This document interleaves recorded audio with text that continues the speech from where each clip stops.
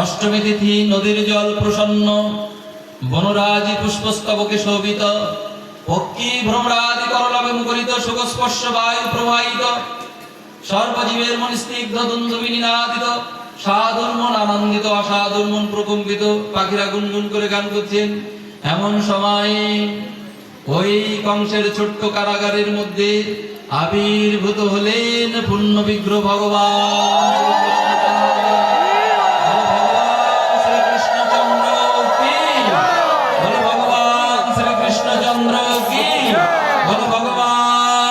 কৃষ্ণচন্দ্র কি।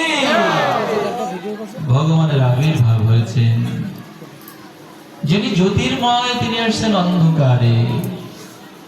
ভাবা যায় মা, একটু অনুভব করেন, আমরা তো সংসার কারাগারে আছি, আমাদের কত দুঃখ। পাঁচজন মায়েরা যে এক জায়গায় বসে না, বিকালে সে মাথায় হুকুন টেনে টেনে মারে না, আর বলে জানিস না আমার কি দুঃখ, আমি তো কাউকে বলি না আমার কি দুঃখ আছে না, বলি না পাঁচজন মায়েরা। আমরা সবাই দুঃখী ভাবি। ভাবতে পারছেন যে ভগবান পূর্ণ বিগ্রহ, যিনি অনাদির আদি গোবিন্দ, যিনি ঈশ্বরের ঈশ্বর, সেই ভগবান এসেছেন অন্ধকার কারাগারে। যিনি জ্যোতির্ময়, তিনি এসেছেন অন্ধকারে। যিনি মুক্তিদাতা, যিনি সকলকে মুক্তি দেন, তিনি এসেছেন কারাগারে। আদরের ধন এলেন অনাদরে ভরা ভাদরে, বড় এলেন ছোটর কাছে ধরা দিতে, প্রপঞ্চাদি এলেন প্রপঞ্চময় জগতে এক বড় অদ্ভুত খবর। তাই ভগবানের এই অদ্ভুত জন্ম। তাই আমরা এই সংসার কারাগারে রয়েছি। তো মা, এই সংসার কারাগার কাল থেকে নাম হবে, আজকের আর এগোতে পারছি না। এরপরে অধিবাসের অনেক কীর্তন। আমার মুখের দিকে তাকিয়ে আমি কীর্তনিয়ার যিনি এখানে দায়িত্বে আছেন, কি যেন নাম, নিমাই প্রভু মনে হয়, তাই তো? যা শুনেছি নিমাই প্রভু। আচ্ছা, তার কাছে আমি প্রার্থনা করেছিলাম যে আমাকে যেন একটু সকাল সকাল সুযোগ দেয়, আমি আবার ফিরে যাব। উনি ওনার কথা রেখেছেন। উনি আমাকে, আসলে ভক্ত তো, বৈষ্ণব মানুষ, দয়ালু হয় অন্যের করে, তাই আমাকে কৃপা করেছেন। আপনাদের এত সময় ধৈর্যচ্যুতি ঘটিয়েছি, তাই তো?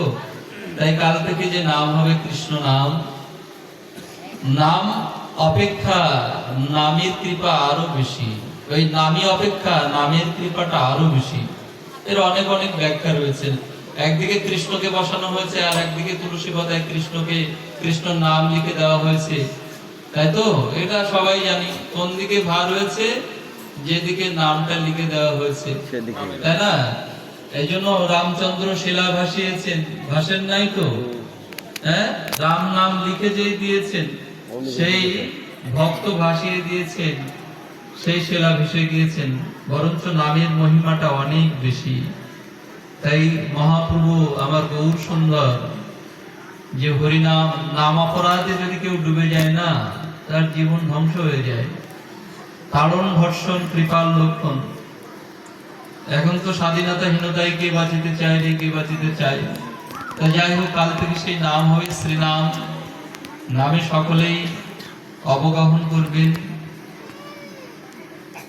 নামময়ী হয়ে যাবেন সকলেই। নামকে আশ্রয় করুন।